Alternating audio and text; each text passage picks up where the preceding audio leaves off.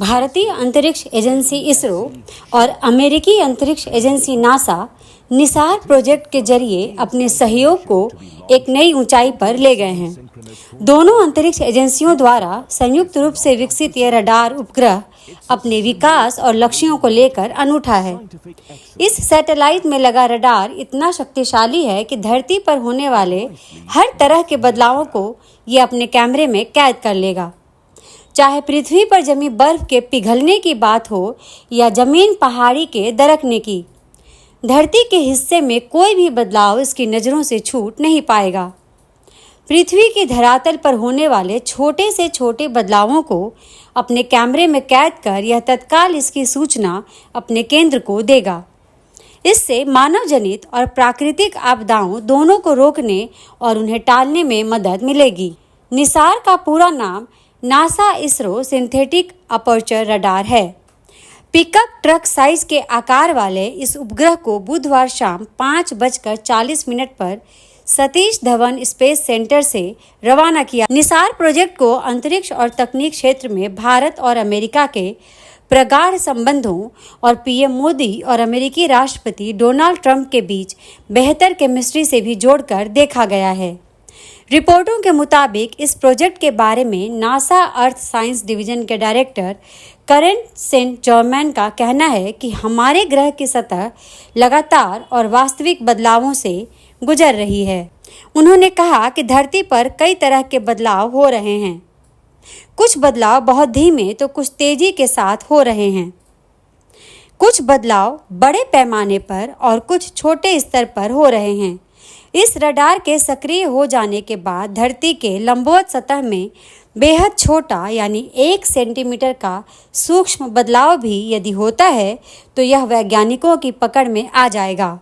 बदलाव की यह पहचान भूकंप, भूस्खलन, ज्वालामुखी विस्फोट से लेकर पुराने बांध और पुलों जैसी प्राकृतिक और मानव निर्मित दोनों तरह की आपदाओं को टालने में बड़ी भूमिका निभाएगी।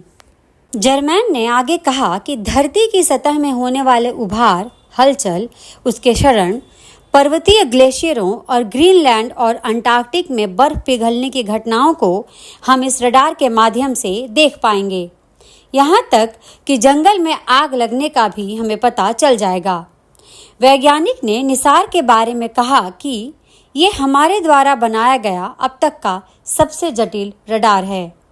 12 मीटर डिश की आकार वाला इसका रडार अंतरिक्ष में खुलेगा और 747 किलोमीटर की ऊंचाई से प्रत्येक 12 दिन पर पृथ्वी के लगभग पूरे धरातल और बर्फ वाले हिस्से को 2 बार स्कैन करेगा। घूमते हुए उपग्रह पृथ्वी की सतह पर माइक्रोवेव्स छोड़ेगा और सतह से उठने वाली तरंगों को प्राप्त करेगा। इस उपग्रह के जरिए धरातल की ज़्यादा विस्तृत और उच्च क्षमता वाली तस्वीरें उपलब्ध हो पाएंगी। निसार की तरह का परिणाम पाने के लिए पारंपरिक रडार में 12 मील चौड़ा डिश लगाना होगा, जो कि व्यवहारिक नहीं है। रिपोर्टों के मुताबिक निसार एल बैंड और एस बैंड 2 रडार फ्रीक्वेंसी पर काम करेगा। एल बैंड ऊंचे पेड़ों जैसी लंबी वनस्पतियों को मापने के लिए आदर्श है, जबकि एस बैंड झाड़ियों और छोटे पौधों जैसी छोटी वनस्पतियों की अधिक सटीक रीडिंग प्राप्त करने में सक्षम है। नासा के जेट प्रपल्शन लेबोरेटरी और भारत के इसरो ने इस मिशन का कार्यभार साझा किया। दोनों ने दुनिया के विपरीत हिस्सों में सैटेलाइट के अलग अलग हिस्से बनाए और फिर उन्हें भारत के बेंगलुरु स्थित इसरो के satellite integration and testing establishment में जोड़ा और परीक्षण किया। इस मिशन में नासा का योगदान लगभग $1.2 बिलियन और इसरो का खर्च करीब $90 मिलियन का है। भारत का अंतरिक्ष कार्यक्रम हाल के वर्षों में काफ़ी आगे बढ़ चुका है। 2014 में मंगल की कक्षा में प्रोब भेज और 2023 में चंद्रमा पर रोबोट और रोवर की सफल लैंडिंग कराकर इसरो ने स्पेस तकनीक की अपनी योग्यता साबित कर दी है। भारतीय वायुसेना के ग्रुप कैप्टन शुभांशु शुक्ला हाल ही में अंतरिक्ष की यात्रा करने वाले दूसरे और अंतर्राष्ट्रीय अंतरिक्ष स्टेशन की यात्रा करने वाले पहले भारतीय बने। भारत के स्वदेशी मानव अंतरिक्ष मिशन गगनयान की दिशा में ये अहम कदम है।